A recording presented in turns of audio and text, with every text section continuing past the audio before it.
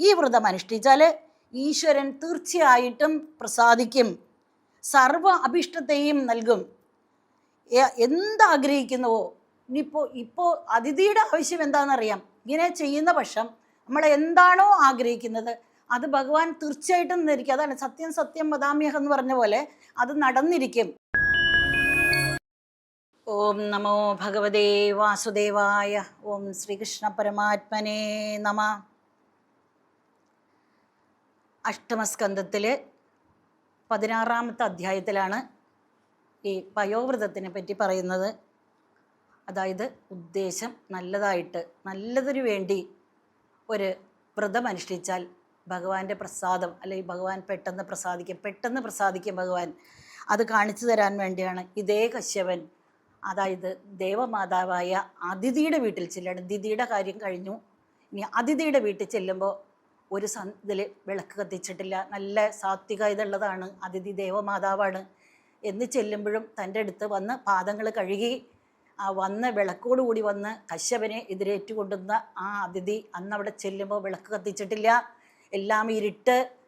നോക്കിക്കഴിയുമ്പോൾ വളരെ ചിന്താകുലിയായിട്ട് അതിഥി ഇങ്ങനെ ഇരിക്കുകയാണ്. മനസ്സിലാവും മനസ്സിന് ഭയങ്കര വിഷമാണ്. ആ മനസ്സിന് വിഷമം എന്താണ് വന്നത് അല്ലേ, താൻ വന്നത് പോലും അറിഞ്ഞിട്ടില്ല. അങ്ങനെ എല്ലാവർക്കും സംഭവിക്കാറുണ്ട്.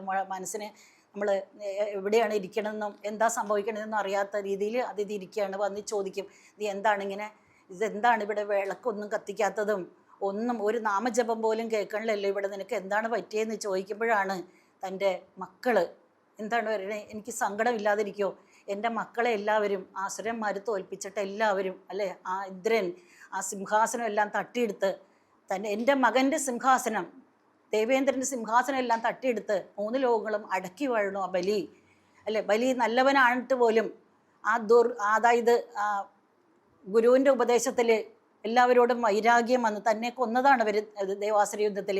അതിൻ്റെ എല്ലാം ഇതിൻ്റെ ഫലമായിട്ടാണ് ശുക്രാചാര്യരാണ് എല്ലാം ഇതൊക്കെ കൊടുത്ത ദിവ്യ മന്ത്രങ്ങളും ദിവ്യ രഥങ്ങളെല്ലാം ആ യജ്ഞത്തിൽ നിന്ന് വരുത്തി എല്ലാ 3 ലോകങ്ങളും ആക്രമിച്ച് സിംഹാസനത്തിൽ കയറിയിരിക്കുന്നു. എൻ്റെ മക്കളെല്ലാം 4 വഴിക്ക് ഓടിപ്പോയിരിക്കുന്നു. എനിക്കവരെ കാണാൻ സാധിക്കണില്ല. ഒരമ്മ മക്കളെ കാണാതെ 1 ദിവസം 2 ദിവസം 3 ദിവസം കഴിയും. 4 ദിവസം കഴിഞ്ഞ് കണ്ടില്ലെങ്കിൽ ഒരമ്മയുടെ ഹൃദയം വേദനിച്ചു തുടങ്ങും. ഇല്ലേ, എൻ്റെ മോനെ കണ്ടില്ലല്ലോ എന്നോർത്ത് വിഷമിക്കും. ആ വിഷമം അത് അമ്മമാർക്കേ അറിയാൻ സാധിക്കുള്ളൂ അല്ലേ. അതൊക്കെ എല്ലാവർക്കും, ഒരമ്മയാണെന്നുണ്ടെങ്കിൽ എനിക്കും അതറിയാൻ സാധിക്കും. കണ്ടില്ലല്ലോ ഇന്ന് എൻ്റെ മകൻ എവിടെ പോയി, അല്ലെങ്കിൽ എൻ്റെ മകൻ എന്തെങ്കിലും പറ്റിയാലും ആരെങ്കിലും ഉപദ്രവിച്ചു കഴിഞ്ഞാലും അത് എല്ലാം മനസ്സിന് വേദനയാണ്. ആ മനസ്സിൻ്റെ വേദനയാണ് ഇപ്പോൾ അതിഥിക്കുള്ളത്, വേറെ ആരുടെ ഇതല്ല. എൻ്റെ മക്കളെ എനിക്ക് കാണണം, അല്ലെങ്കിൽ എൻ്റെ മക്കളിൽ നിന്ന് തട്ടിപ്പറിച്ചെടുത്ത ദേവസിംഹാസനം തിരിച്ചു കിട്ടണം, അതിനുവേണ്ടി ഞാൻ എന്താണ് ചെയ്യേണ്ടത് എന്ന് പറഞ്ഞ് കരയുന്ന അതിഥിക്ക് നീ വിഷമിക്കേണ്ട, നിനക്ക് ഞാൻ അതിൽ നിന്ന് രക്ഷ നേടാൻ ഭഗവാനെ പ്രസാദിപ്പിക്കുക. അതല്ലാതെ ഇനി ഇതിനു വേണ്ടി ഇതിലെല്ലാം ഒരു സമയമാണ് അല്ലേ. ചില സമയത്ത് ആസുരന്മാരുടെ നല്ല കാലം, എല്ലാവർക്കും കാലമുണ്ട്. കാലചക്രം അങ്ങനെയാണ്, കാലചക്രം തിരിഞ്ഞുകൊണ്ടേയിരിക്കും. അപ്പോൾ മുകളിലുള്ള ഇരിക്കണവർ ഏറ്റവും നല്ല ഇതിൽ ഇരിക്കണവർ ആ കറങ്ങി കാലചക്രം ഏറ്റവും താഴെ വരും, താഴെ ഇരിക്കണവർ മുകളിൽ വരും. അതാണ് കാലചക്രം എന്ന് പറയുന്നത്. എല്ലാവർക്കും എപ്പോഴും ഒരേ ഇതുണ്ടാവില്ല.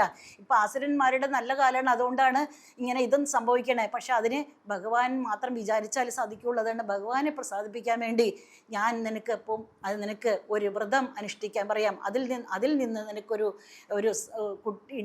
സന്താനം ഉണ്ടാവും. ഭഗവാൻ തന്നെ നിനക്ക് അവതരിക്കും. ആ ഭഗവാൻ നിന്റെ സങ്കടങ്ങളെല്ലാം തീർത്തു തരും എന്ന് പറയാണ്. അതിനു വേണ്ടിയാണ് 12 ദിവസം മാത്രം പാൽ ഭക്ഷിച്ചുകൊണ്ട് മാത്രം, പാല് അഭിഷേകം ചെയ്താൽ ഈ പാലാണ് അതിലുള്ള നൈവേദ്യം, എല്ലാം പാലാണ്. അതുകൊണ്ടാണ് അതിനെ പയോവ്രതം എന്ന് പറയുന്നത്. അപ്പം അങ്ങനെ ഏതന്മേ ഭഗവാൻ പൃഷ്ട പ്രജാകാമസ്യ പത്മജായതാഹതേ പ്രപശ്യാമി വ്രതം കേശവത്ത് വഷണം. ഇനി അത് പറയണത് അതിലും ഇത് പറയണ്ടേ, ഫാൽഗുനസ്യ അമലേ പക്ഷേ ദ്വാദശാഹം പയോവ്രതം അർച്ചയേത് അരവിന്ദാക്ഷം ഭക്തിയാ പരമയാന്വിത എന്നാണ് പറയുന്നത്.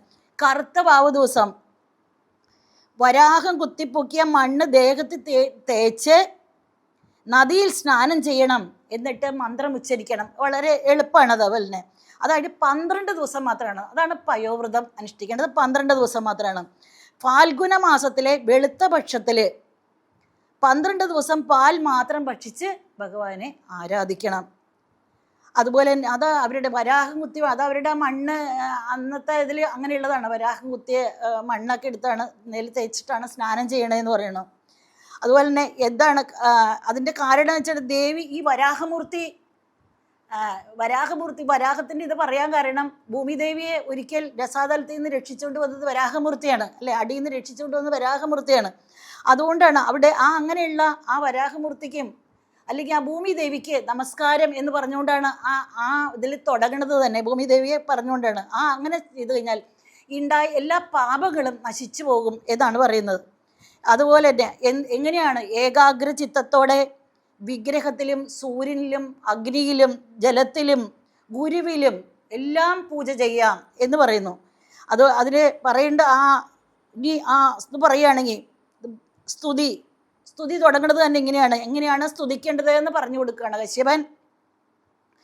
നമസ്തുഭ്യം ഭഗവതേ പുരുഷായ മഹീയസേ സർവഭൂത നിവാസായ വാസുദേവായ സാക്ഷിണേ നമോ വ്യക്തായ സൂക്ഷ്മായ പ്രധാന പുരുഷായ ചതുർവിംശത് ഗുണജ്ഞായ ഗുണസംഖ്യാനഹേതവേ നമോ ദ്വിശീഷ്ണേ ത്രിപദേ ചതുശൃംഗായ തന്തവേ സപ്തഹസ്തായ യജ്ഞായ ത്രൈവിദ്യാത്മനേ നമഃ. നമഃ ശിവായ രുദ്രായ നമഃ ശക്തിധരായ ച സർവവിദ്യാധിപതയേ ഭൂതാനാം പതയേ നമഃ. നമോ ഹിരണ്യഗർഭായ പ്രാണായ ജഗദാത്മനേ യോഗൈശ്വര്യ ശരീരായ നമസ്തേ യോഗഹേതവേ നമസ്താദിദേവായ സാക്ഷിബോധായ തേ നമഃ. നാരായണായ ഋഷയേ നരായ ഹരയേ നമഃ. നമോ മരദഗശ്യാമ വാപുഷേധികശ്രിയേ കേശവായ നമസ്തുഭ്യം നമസ്തേ പീതവാസസേ ത്വം സർവവരദ പുംസാം വരേണ്യവരദർഷഭ അധസ്തേ ശ്രേയസേ ധീര പാദരേണം ഉപാസതേ അന്യവർത്തന്തയം ദേവാ ശ്രീശ്ചത്തൽ പാദപത്മയോ സ്പൃഹയന്ത ഇവാമോദം ഭഗവാൻ മേ പ്രസീദതാം. ഏതേർമന്ത്രൈർഷീകേശം ആവാഹന പുരസ്കൃതം അർച്ചയേൽ ശ്രദ്ധയായുക്ത പാദ്യോപസ്പർശനാദിപി. ഇനിയുള്ളത് ഇത് എങ്ങനെയാണ് പൂജിക്കേണ്ടതെന്ന് പറയുന്നത്. നമ്മുടെ ഇപ്പം സ്തുതിച്ചത് അതാണ് സ്തുതി. ഇത് വരെയാണ് സ്തുതിയിൽ പറയുന്നത്. ഇത് സർവസാക്ഷിയും അതിൻ്റെ ചുരുക്കത്തിൽ ഇത് പറയുകയാണെങ്കിൽ സർവസാക്ഷിയും സർവഭൂത നിവാസനും പരമപുരുഷനുമായ അങ്ങയ്ക്ക് നമസ്കാരം. സ്ഥൂല സൂക്ഷ്മ സ്വരൂപനും പ്രധാന പുരുഷേശ്വരനും മൂലപ്രകൃതി മഹത്വത്വം 24 ഗുണങ്ങൾ അറിയുന്നവനും സാംഖ്യശാസ്ത്ര പ്രവർത്തകനുമായ അങ്ങയ്ക്ക് എൻ്റെ നമസ്കാരം. യജ്ഞനും തന്തുവും ത്രൈവിദ്യാത്മാവുമായ അങ്ങയ്ക്ക് നമസ്കാരം. ശിവനും രുദ്രനും ശക്തിധരനും സർവവിദ്യാപതിയുമായ അങ്ങയ്ക്ക് നമസ്കാരം. ആദിഭൂതനായ അങ്ങയ്ക്ക് നമസ്കാരം. ഇതാണ് അതിൻ്റെ ചുരുക്കത്തിൽ സ്തുതിയുടെ അർത്ഥം. ചുരുക്കത്തിലുള്ള ഇതാണ്. കേശവ അങ്ങയ്ക്ക് നമസ്കാരം. നരനും നാരായണനും ഋഷിയുമായ അങ്ങയ്ക്ക് നമസ്കാരം. അങ്ങ് സകലർക്കും വരത്തെ നൽകുന്നു. ദേവന്മാരും ലക്ഷ്മീദേവിയും അങ്ങയുടെ പാദപത്മങ്ങളെ ആശ്രയിക്കുന്നു. ആ ദേവാദിദേവൻ എന്നിൽ പ്രസാദിക്കട്ടെ. മന്ത്രങ്ങൾ കൊണ്ട് ആവാഹനം ചെയ്ത് ഭഗവാനെ പാദപ്രക്ഷാളനം ആചനം ഇവ കൊണ്ട് സൽക്കരിച്ച് പൂജിക്കണം. ഇത്രയും മന്ത്രങ്ങൾ ചൊല്ലി ആ ഭഗവാനെ ആചരിച്ച് ഇത്രയും ഇതുകൊണ്ട് ചൊല്ലി ആചമനം ചെയ്ത് ഭഗവാനെ ആ പാദോപസ്പർശനം കൊണ്ട് എന്താണ് ധൂപദീപാദി നൈവേദ്യങ്ങളെ കൊണ്ടൊക്കെ ഭഗവാനെ ആ നൈവേദ്യമാണ് പാല് കൊണ്ടുണ്ടാക്കുന്ന അന്നം എന്ന് പറയുന്നു. ചന്ദനം മാല ഇവകൾ കൊണ്ട് അലങ്കരിച്ച് പാൽ കൊണ്ട് ഭഗവാനെ അഭിഷേകം ചെയ്യണം. വസ്ത്രം ഉപവീത ആഭരണം ചന്ദനം ധൂപദീപാദികൾ ഇവകൊണ്ട് ഓ നമോ ഭഗവതേ വാസുദേവായ എന്ന ദ്വാദശാക്ഷര മന്ത്രം ജപിച്ചുകൊണ്ട് അതാണ് അവിടെ ജപിക്കേണ്ടത്. ഓ നമോ ഭഗവതേ വാസുദേവായ ആ ദ്വാദശ മന്ത്രം ജപിച്ചുകൊണ്ട് പൂജിക്കണം. അതുപോലെ പാൽ വേവിച്ച അന്നം നെയ്യ് ശർക്കര ഇവയോടെ നൈവേദ്യം സമർപ്പിച്ച് ദ്വാദശാക്ഷരി മന്ത്രത്താൽ ഹോമം ചെയ്യണം. 108 തവണയാണ് ഇത് ജപിക്കേണ്ടത്. ഇല്ല, അതിനൊരു പ്രത്യേകത ഉണ്ടല്ലോ. 108 തവണ ഓം നമോ ഭഗവതേ വാസുദേവായ എന്ന് 108 പ്രാവശ്യം നമ്മളെല്ലാവരും ചെല്ലണതാണ്. അതുപോലെ തന്നെ നിലത്ത് അത് കഴിഞ്ഞ് ഇത്രയും ഇത് കഴിഞ്ഞ് നൈവേദ്യം എല്ലാം കൊടുത്തു കഴിയുമ്പോൾ ദണ്ഡ നമസ്കാരം സ്ത്രീകൾക്ക് പറഞ്ഞിട്ടില്ലെങ്കിലും ഇവിടെ ശിവൻ പറഞ്ഞു കൊടുക്കണേ ദണ്ഡ നമസ്കാരം ചെയ്യണം എന്നാണ്. അതുപോലെ 2 ബ്രാഹ്മണർക്കെങ്കിലും അത് കഴിഞ്ഞാൽ അന്നം കൊടുക്കണം. അതുപോലെ എന്നിട്ട് അവർക്ക് കൊടുത്തതായുള്ള, അല്ലെങ്കിൽ ഭഗവാന് നൈവേദ്യം ആ പാല് കൊണ്ടാണല്ലോ അന്നം ഉണ്ടാക്കുന്നത്, അത് നൈവേദ്യമായിട്ട് നമ്മൾ കഴിക്കാതെ അവളോട് ഭക്ഷിക്കാൻ പറയുകയാണ്. അതുപോലെ നിത്യവും ഇങ്ങനെ വ്രതം അവസാനിക്കുന്നവരെ ഇത് തുടരണം. അതായത് 12 ദിവസം വെറുതെ ഇതിങ്ങനെ പാൽ മാത്രം ഭക്ഷിച്ച് വ്രതം അനുഷ്ഠിക്കണം. പൂജയും ഹോമവും ബ്രാഹ്മണ ഭോജനവും ഇവിടെ അതാണ് എല്ലാവർക്കും അന്ന് അങ്ങനെ കൊടുക്കുന്ന ഒരു കാലമല്ലോ ബ്രാഹ്മണർക്കൊക്കെ ഇങ്ങനെ. അതുപോലെ തന്നെ ബ്രഹ്മചര്യം അനുഷ്ഠിക്കണം, നിലത്ത് മാത്രം കിടക്കണം, സന്ധ്യാസ്നാനം അതല്ലേ 3 ഇതിൽ സ്നാനം അത് ചെയ്യണം, കൊള്ളരുതാത്ത വാക്കുകളൊന്നും പറയരുത്, അതുപോലെ പ്രാണികൾക്ക് ഒരു ദ്രോഹവും ചെയ്യരുത്, ഭഗവാന് പാൽ വേവിച്ച് നിവേദ്യം അർപ്പിച്ചത് കഴിക്കണം, ആചാര്യനെയും ഋത്തിക്കളെയും ദക്ഷിണ നൽകി സന്തോഷിപ്പിക്കണം 12ാമത്തെ ദിവസം. ഈ വ്രതം അനുഷ്ഠിച്ചാൽ ഈശ്വരൻ തീർച്ചയായിട്ടും പ്രസാദിക്കും, സർവ അഭിഷ്ടത്തെയും നൽകും. എന്താഗ്രഹിക്കുന്നുവോ, ഇപ്പോൾ അതിഥിയുടെ ആവശ്യം എന്താണെന്നറിയാം. ഇങ്ങനെ ചെയ്യുന്ന പക്ഷം നമ്മൾ എന്താണോ ആഗ്രഹിക്കുന്നത് അത് ഭഗവാൻ തീർച്ചയായിട്ടും നിന്നിരിക്കും. അതാണ് സത്യം സത്യം വദാമ്യഹം എന്ന് പറഞ്ഞ പോലെ അത് നടന്നിരിക്കും. അത്രയും എളുപ്പമുള്ള ഉദ്ദേശശുദ്ധി നല്ലതായതുകൊണ്ടാണ് ഈ 12 ദിവസം മാത്രം അതിനുശേഷം അതിഥി അനുഷ്ഠിച്ചു വളരെ വളരെ ഇതോടുകൂടി അല്ലേ വേണം തൻ്റെ മക്കളെയൊക്കെ തൻ്റെ മക്കൾക്ക് നഷ്ടപ്പെട്ടതെല്ലാം തിരിച്ചു കിട്ടുക. അതാണ് നമ്മൾക്ക് നമുക്കും വരാറുണ്ടല്ലോ അങ്ങനെ, എല്ലാ നഷ്ടമൊക്കെ വരും കയ്യിലുള്ളതെല്ലാം. അങ്ങനെ എന്തെങ്കിലും നഷ്ടപ്പെട്ടാൽ നമുക്ക് അതെല്ലാം തിരിച്ചു കിട്ടും. അതുപോലെ സൽസന്താനം ഉണ്ടാകും, തീർച്ചയായിട്ടും ഉണ്ടാകും. ഇത്രയും ഇതിനെ കുറച്ച് ഭഗവാൻ ഇത് എത്ര എളുപ്പമാണ് ഇത് ചെയ്യാൻ, ആർക്കും ചെയ്യാൻ പറ്റുന്ന ഒരു ഇതാണ് ഈ പയോവ്രതം. അതനുസരിച്ച് എല്ലാം ചെയ്തു കഴിഞ്ഞാൽ സർവാഭീഷ്ടത്തെയും ഭഗവാൻ പ്രസാദിക്കും തീർച്ചയാണ്. അങ്ങനെയുള്ള അതിഥിയുടെ മുമ്പിലാണ് ഭഗവാൻ വന്നിട്ട് ചോദിക്കുമ്പോൾ എന്താണ് അമ്മയ്ക്ക് വിഷമം എന്ന് ചോദിക്കുക. എന്ത് വേണമെങ്കിലും തരുമെന്ന് പറയുന്നുണ്ട് അല്ലേ, ഞാൻ വളരെ പ്രസന്നനായിരിക്കുന്നു, എന്ത് അഭീഷ്ടത്തെയും ഞാൻ സാധിപ്പിച്ചു തരും എന്ന് പറയുമ്പോഴോ എനിക്ക് ഒന്നും വേണ്ട, പക്ഷേ എൻ്റെ മക്കൾക്ക് നഷ്ടപ്പെട്ടത് മാത്രം എനിക്ക് തിരിച്ചു തന്നാൽ മതി. അതാണ് അതിഥി പറയുന്നത്. നമ്മളായാലോ നമുക്ക് എന്തെങ്കിലുമൊക്കെ ആരുടെയെങ്കിലുമൊക്കെ വേണമെന്നല്ല, അത്യാഗ്രഹം അതൊന്നും വേണ്ടെന്നല്ല, നമുക്ക് ഇങ്ങനെയൊക്കെയുള്ള ചില വിഷമതകളൊക്കെ, മനുഷ്യനെല്ലാം തികഞ്ഞവനല്ല, അപ്പോൾ എന്തെങ്കിലുമൊക്കെ വിഷമതകളൊക്കെ ഉണ്ടാവും. അങ്ങനെയുള്ള